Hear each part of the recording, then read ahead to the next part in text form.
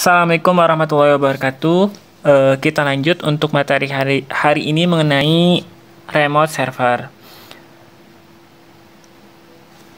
Untuk melakukan remote server, ada protokol yang kita gunakan, yaitu menggunakan protokol Secure Shell atau SSH. Apa sih SSH? Jadi SSH itu adalah protokol internet untuk remote komputer server yang dapat menjalankan perintah berbasis Command Line Interface atau CLI. Nah, pada umumnya, server yang mengaktifkan SSH server adalah server dengan sistem operasi keluarganya Linux, contohnya Debian, Ubuntu, Red Hat, CentOS, dan lain sebagainya. Jadi, Secure Shell SSH ini adalah protokol internet untuk melakukan remote komputer yang untuk OS sistem operasi Linux. Nah, kalau misalkan masih bingung, kamu bisa lihat di gambar tersebut. Di sini ada dua bagian, saya buat dua bagian. Yang pertama komputer rumah, yang kedua server sekolah. Nah, jadi tujuannya gimana caranya si komputer rumah di sini bisa melakukan remote ke server yang ada di sekolah. Nah, pertama, untuk melakukan remote server ini, diperlukanlah aplikasi yang namanya SSH Client. Nah, jadi pertama, si klien remote ke server melalui aplikasi SSH Client. Nah, untuk Secure Shell sendiri, kita bisa menggunakan aplikasi yang namanya putih.exe. Atau juga di mobile, bisa juga menggunakan aplikasi mobile SSH. Nah, kemudian setelah kita unduh aplikasinya, tentunya diinstal terlebih dahulu ya aplikasinya, aplikasi putih.exe-nya atau mobile SSH-nya. Nah, kemudian kita buka aplikasinya. Nah, di dalam aplikasi tersebut kita harus memasukkan alamat hostname atau IP address. Nah, hostname atau IP address ini adalah IP address server atau komputer yang nantinya akan kita remote melalui SSH. Contohnya di gambar yang sudah dibuat, di situ IP servernya ada dua ya, ada server IP public dan server IP privat. Sebelumnya, kita harus bisa membedakan terlebih dahulu mengenai IP ya. Jadi IP public itu IP yang bisa diakses di jaringan manapun. Kalau IP privat adalah IP yang hanya bisa diakses di jaringan yang sama. Nah, contohnya nih, kalau misalkan di komputer rumahnya tidak satu jaringan dengan komputer yang akan kita remote, berarti si komputernya yang akan kita remote harus menggunakan IP public. Nah, terus misalkan komputer kita satu network dengan komputer yang akan kita remote, maka tidak perlu menggunakan IP public di komputer yang ingin kita remote. Nah, di situ ada penjelasannya ya. Note, untuk melakukan remote server, jika IP server menggunakan IP privat, maka klien harus satu network dengan server.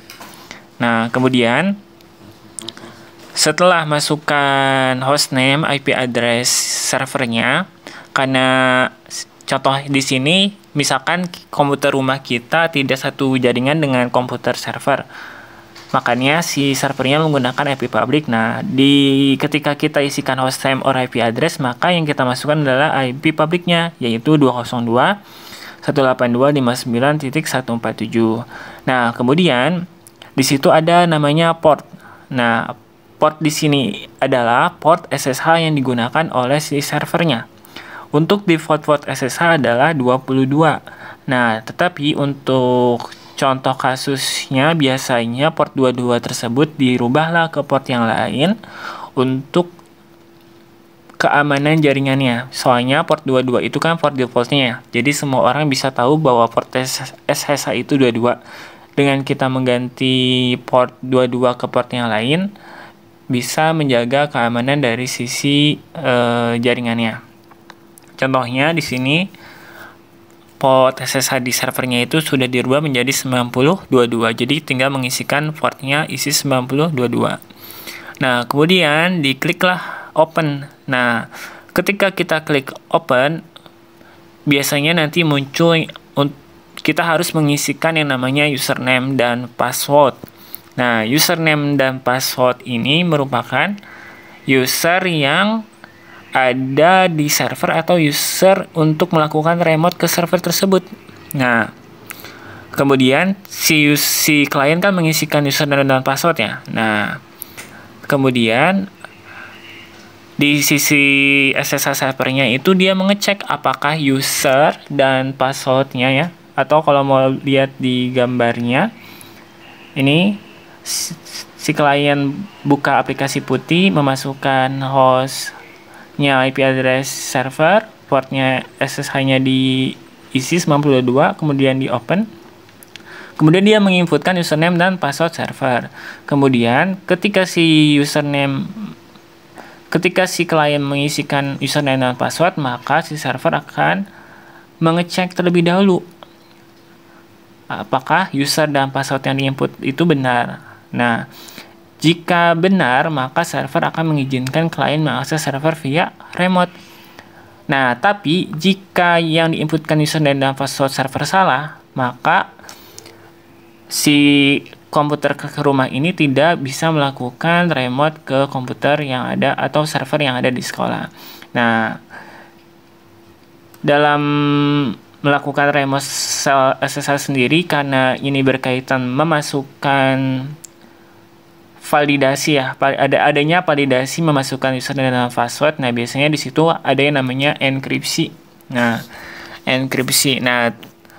apa sih enkripsi? Nah, tugasnya untuk hari ini coba kamu cari di internet atau browsing di internet. Jadi soalnya apakah yang dimaksud dengan enkripsi ya?